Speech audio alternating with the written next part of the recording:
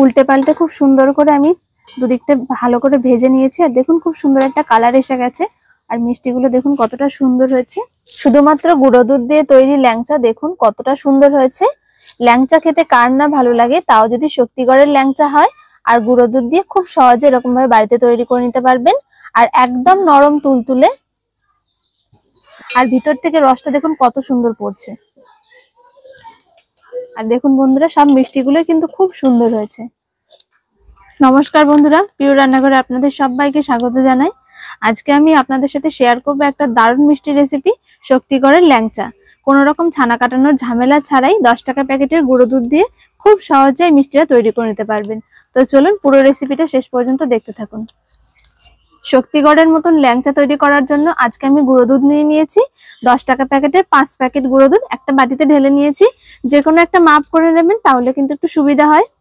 গুঁড়ো দুধটা ঢালার পর দেখুন একটা বাটির কিন্তু পুরোটা ভর্তি হয়নি, 4 ভাগের 3 ভাগ মতন ভর্তি হয়েছে।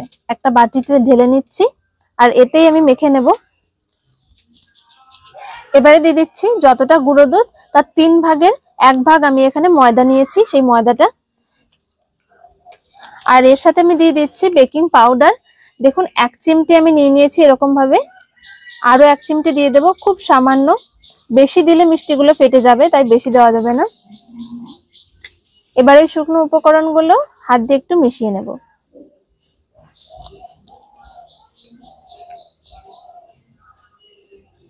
শক্তিগড়ের ল্যাংচার মধ্যে দেখবেন এলাচের গোটা গোটা দানা দেওয়া থাকে, তো আমি এখানে 3টে ছোট এলাচের দানা বের করে নিয়েছি, দিয়ে দিচ্ছি।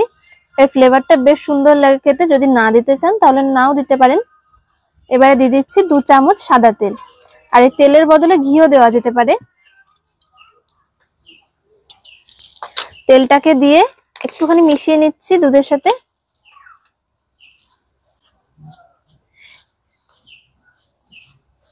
এইভাবে মিষ্টি বানালে আপনারা বাড়িতে বসেই শক্তিগড়ের ল্যাংচার স্বাদ পাবেন।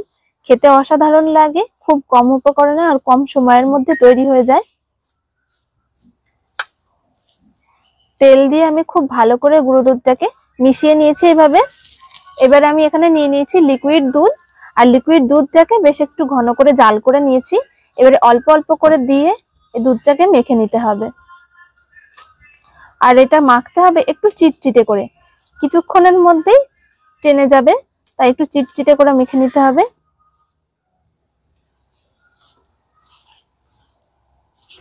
গুঁড়ো দুধটাকে আমি দুধ দিয়ে একটু চিটচিটে করে মেখে নিয়েছি, দেখুন কিরকম চিটচিটে হয়ে গেছে। তবে এতে করে ভয়ের কোনো কারণ নেই, 2-1 মিনিটের মধ্যে এটা বেশ একটা খুব ভালো একটা মন্ডর মতন তৈরি হয়ে যাবে। 2-3 মিনিটের মধ্যে, যেহেতু এটা শক্ত হয়ে যাবে তাই এরকম ভাবে একটু ছড়িয়ে রাখছি, সেই সময় শেপটা দেওয়া হয়ে যাবে ঠিকঠাক মতন। ল্যাংচাগুলোকে ভাজার জন্য আমি কড়াইয়ে দিয়ে দিচ্ছি সাদা তেল, আর তেলটাকে একদম হালকা আঁচে গরম করে নিতে হবে। তেলটা গরম করতে দিয়ে আমি মিষ্টির শেপগুলো বানাতে থাকবো। হাতে একটুখানি সাদা তেল মেখে নিয়েছি, আর দেখুন 2-3 মিনিটের মধ্যে কিন্তু এই ডোটা খুব সুন্দরভাবে সেট হয়ে গেছে। এর থেকে অল্প একটুখানি আমি নিয়ে নিচ্ছি, আর মিষ্টিগুলো একটু ছোট ছোট বানাবো, যেহেতু ভাজার পর একটু ফুলে যাবে। অল্প একটুখানি লেচি কেটে নিয়ে আমি হাতে করে প্রথমে একটু গোল করে নিচ্ছি, আর তারপরে যেরকম ল্যাংচার শেপ হয় সেরকম লম্বা করে নিতে হবে।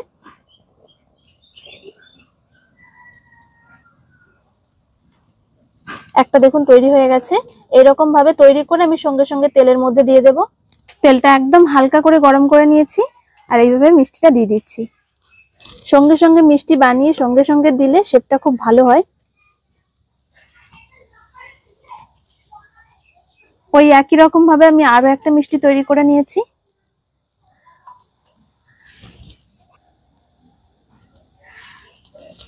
মিষ্টিগুলো দেওয়ার পর একটা করে মিষ্টি দিতে হবে, আর এইরকম ভাবে তেলটাকে নাড়াতে হবে, তাহলে যে মিষ্টিগুলো নিচে দেওয়া হবে নতুন নতুন সেগুলো উঠে যাবে আর তেলের সাথে মিশে যাবে। আর এইভাবে নাড়ালে কি হবে, মিষ্টির সব দিকটা একটা খুব সুন্দর কালার আসবে। দেখুন যেগুলো আগে দিয়েছি সেগুলো কিন্তু খুব সুন্দর একটা কালার এসে গেছে।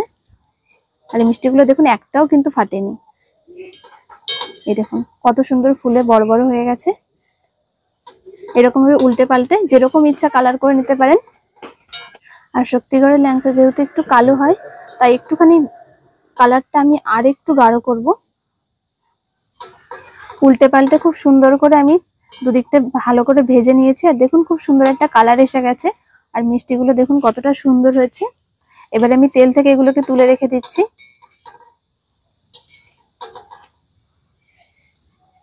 গুঁড়ো দুধ দিয়ে বানিয়েছি, দেখুন মিষ্টিগুলো একটাও ফাটেনি আর কত সুন্দর লাগছে দেখতে। এগুলো চিনির রসে দেওয়ার পর মিষ্টিগুলো খেতে কিন্তু দারুণ লাগবে। সব ল্যাংচাগুলো আমার ভাজা হয়ে গেছে। আর মাত্র 1 কাপ গুঁড়ো দুধ দিয়ে আমি এখানে 12টা ল্যাংচা তৈরি করে নিয়েছি। সব মিষ্টিগুলো ভেজে নিয়েছি। আর দেখুন বন্ধুরা, সব মিষ্টিগুলো কিন্তু খুব সুন্দর হয়েছে। এবারে আমি একটা চিনি শিরা তৈরি করে নেব। আর আমি 100 গ্রাম গুঁড়ো দুধ যেহেতু নিয়েছিলাম, তাই 100 গ্রাম মেপে আমি চিনি নিয়ে নিয়েছি। কড়াই দিয়ে দিচ্ছি। আর চিনির সাথে আমি 2টো এলাচ একটুখানি ফাটিয়ে নিয়েছি, এতে করে স্বাদ গন্ধ দুই ভালো হয়। আর যতটা চিনি নিয়েছি ঠিক ততটাই দিয়ে দেবো জল। আর একটা পাতলা শিরা তৈরি করে নিতে হবে।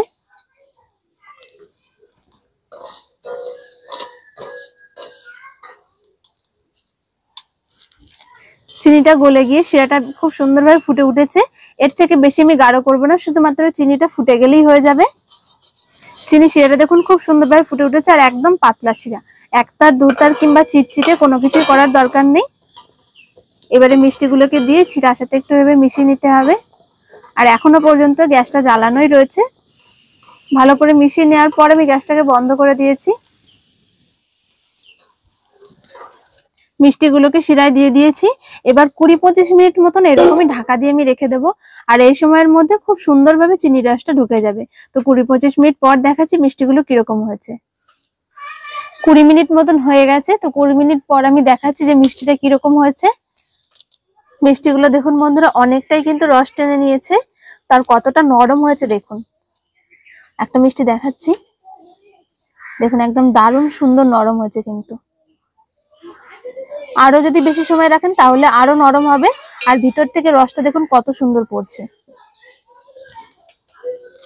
কোন রকম ছানা কাটানোর ঝামেলা ছাড়াই শুধুমাত্র গুঁড়ো দুধ দিয়ে এরকম দারুণ সুন্দর ল্যাংচা এখন খুব সহজে বাড়িতে তৈরি করে নিতে পারবেন। খুব কম উপকরণ লাগে আর সময়ও খুব কম লাগে। আর খেতে বন্ধুরা দারুণ লাগে।